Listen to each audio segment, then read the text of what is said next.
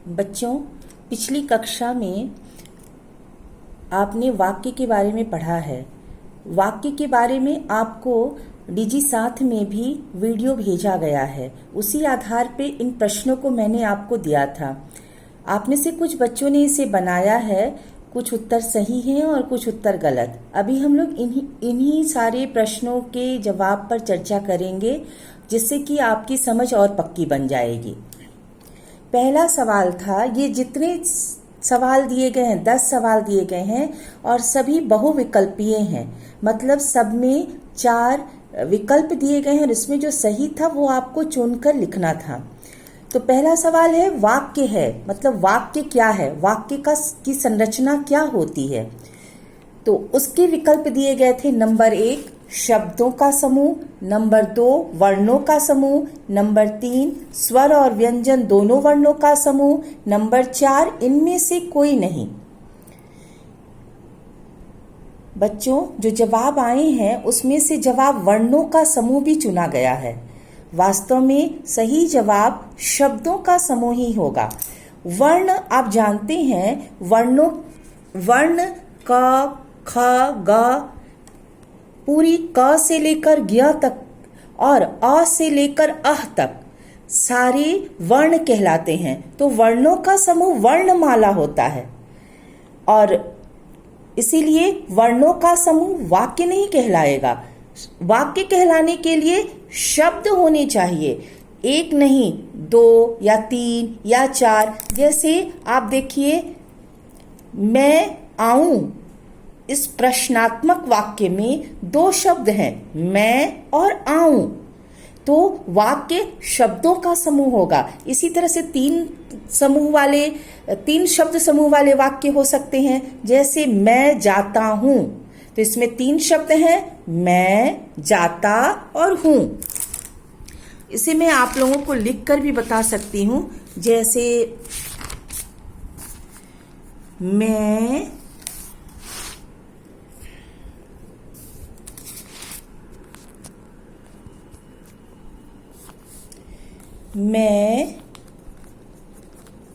आऊं, तो इसमें 2 शब्द आप देख रहे हैं, एक तो मैं और दूसरा आऊं। इसी तरह मैं जाता हूं, तो इसमें भी आप 3 वाक्य देख रहे हैं, 3 शब्द देख रहे हैं इस वाक्य में, मैं, जाता और हूं। तो इस तरह से एक वाक्य में अनेक शब्द हो सकते हैं। जैसे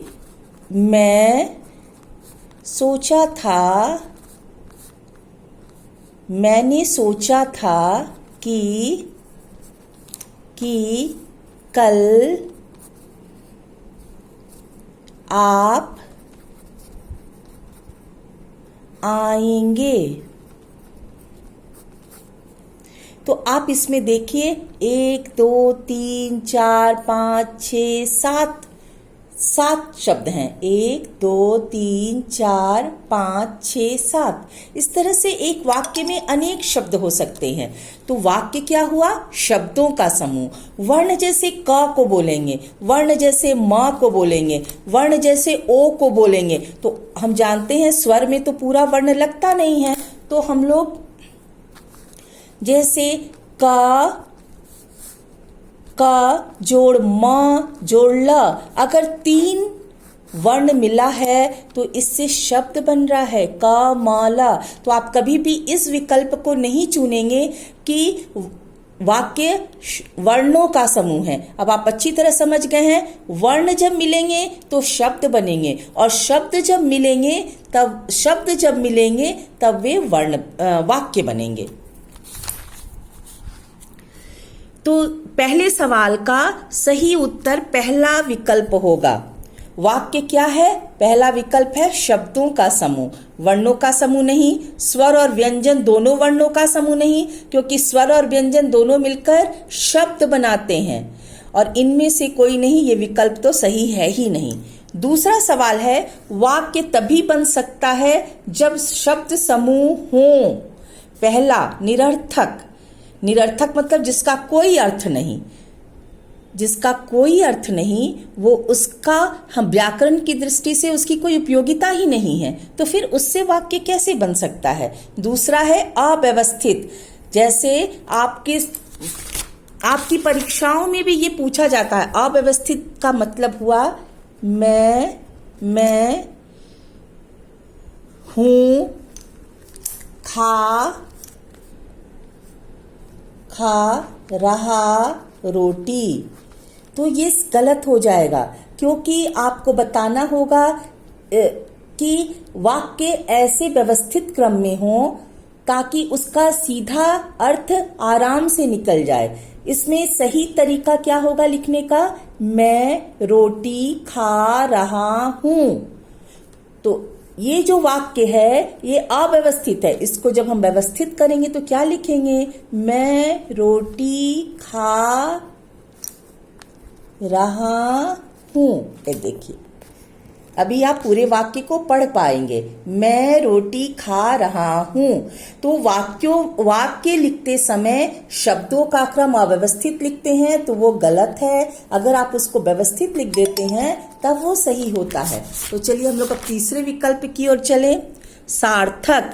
सही बात है, वाक्य में शब्द जो होने चाहिए वो कैसे होने चाहिए, सार्थक। सार्थक मतलब जिनका कोई अर्थ है, तभी तो वो वाक्य बनेंगे, उनसे हमारी भावनाओं की अभिव्यक्ति होगी, अगर वो सार्थक होंगे तभी। जैसे कोई अगर ये लिख देता है,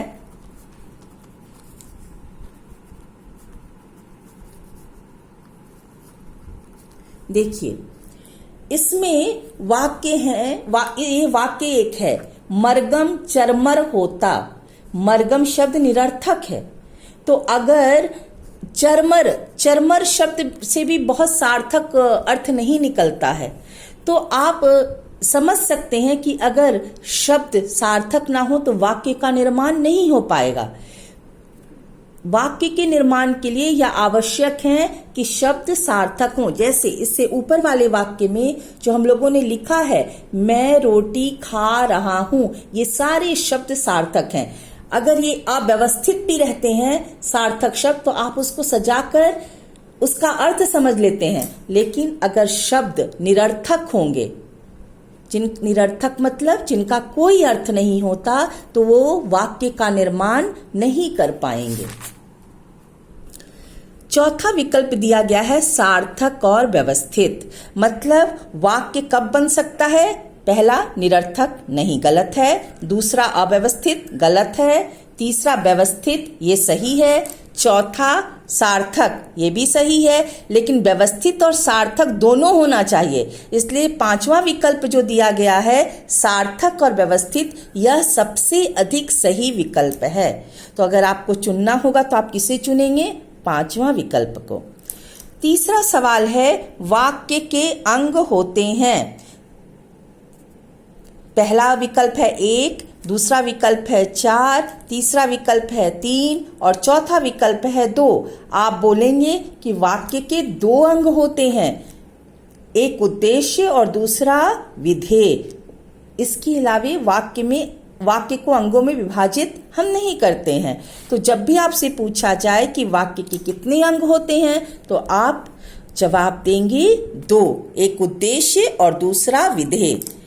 चौथा सवाल है, मैं आज विद्यालय आऊंगा। मैं उद्देश्य है। अब आपको उद्देश्य चुनना है वाक्य से। तो पहला है मैं, दूसरा है आज, तीसरा है विद्यालय और चौथा है आऊंगा। तो आप उद्देश्य की परिभाषा सुन चुके हैं वीडियो में। तो आप उद्देश्य की परिभाषा क्या जानते हैं कि जिसके बारे में कहा जाता है उसे हम उद्देश्य कहते हैं। तो किसके बारे में कहा जा रहा है, मैं के बारे में। तो यहाँ मैं जो है वह उद्देश्य होगा। तो चौथा का सही विकल्प क्या होगा, मैं। पांचवा है, वह रोटी नहीं खाता। मैं विधेय है। आपको इसमें विधेय चुनना है। तो आप परिभाषा जो जानते हैं विधेय की, उसका वह क्या कहता है, वह कहता है कि किसी के बारे में जो कुछ कहा जाए वह विधेय है। तो मैं के बारे में क्या कहा जा रहा है, वही सॉरी, यहाँ वह है, वह के बारे में क्या कहा जा रहा है? वह के बारे में कहा जा रहा है कि रोटी नहीं खाता। तो ये तीनों जो होंगे रोटी नहीं खाता एक साथ विधेय को बताते हैं। तो आप विकल्प अब पढ़िए, वह रोटी खाता और चौथा में है रोटी नहीं खाता। तो सही उत्तर क्या होगा? 4 नंबर, रोटी नहीं खाता। अब छठा सवाल देखिए, आज हो वर्षा रही बहुत तेज है। देखिए आपने पहले ही जान लिया है कि वाक्य में शब्दों का क्रम व्यवस्थित होना चाहिए।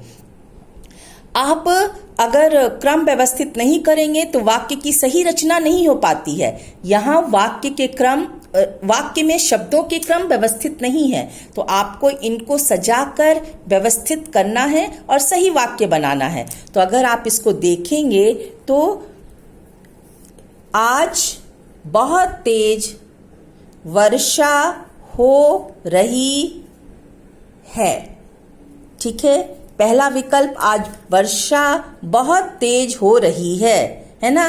दूसरा विकल्प है आज है बहुत तेज हो रही वर्षा, ये सही नहीं। वर्षा बहुत तेज हो रही है आज, वर्षा बहुत तेज हो रही है आज, यह भी सही नहीं। आज बहुत तेज वर्षा हो रही है। तो आप देखिए इसमें पहला और चौथा दोनों ही विकल्प सही हैं।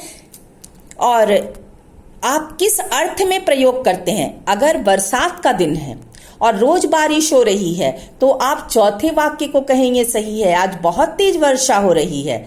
लेकिन अगर यूं ही इन शब्दों को सजाकर सही वाक्य बनाने हैं तो आप पहले को चुनेंगे, आज वर्षा बहुत तेज हो रही है।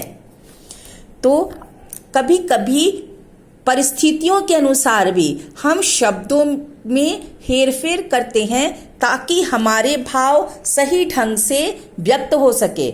आप बोलेंगे ऐसे अगर आपको परीक्षा में चुननी है तो आप पहला ही चुनेंगे, लेकिन मैंने चौथा विकल्प इसलिए दिया है ताकि आप परिस्थितियों के अनुसार वाक्य में शब्दों की सजावट में होने वाले फेरबदल को समझ सके।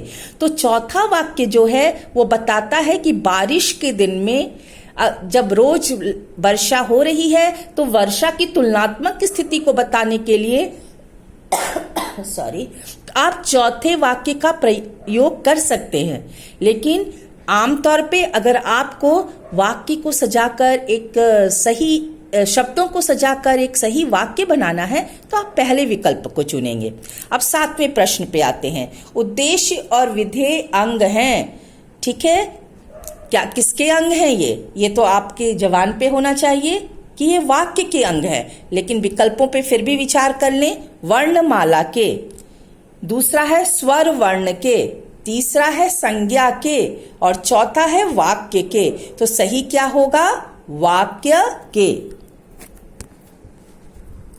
अब आइए 8वें प्रश्न पे विचार करते हैं। जिसके बारे में कुछ कहा जाए वह वाक्य का होता है।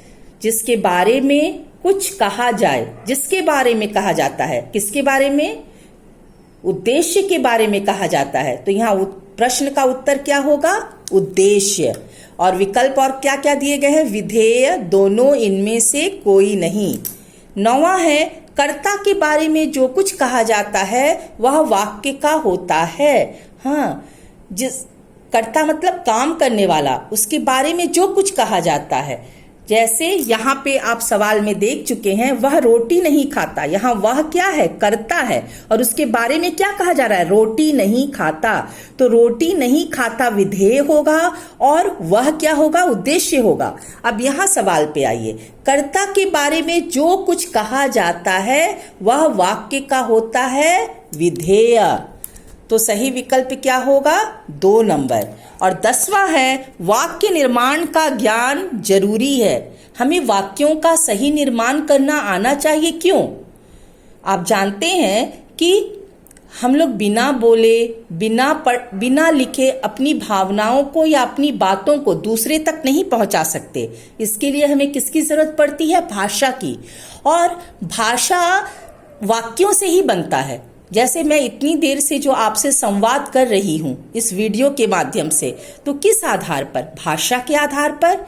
तो भाषा के लिए वाक्यों का ज्ञान होना बहुत जरूरी है, और भाषा हम पढ़ते भी हैं, भाषा हम लिखते भी हैं, और भाषा हम बोलते भी हैं। तो इस आधार पे हम इसके सही उत्तर को चुनेंगे। पहला है लिखने के लिए, दूसरा है बोलने के लिए, तीसरा है पढ़ने के लिए, और चौथा है तीनों सही है। तो सही उत्तर क्या होना चाहिए? तीनों सही है।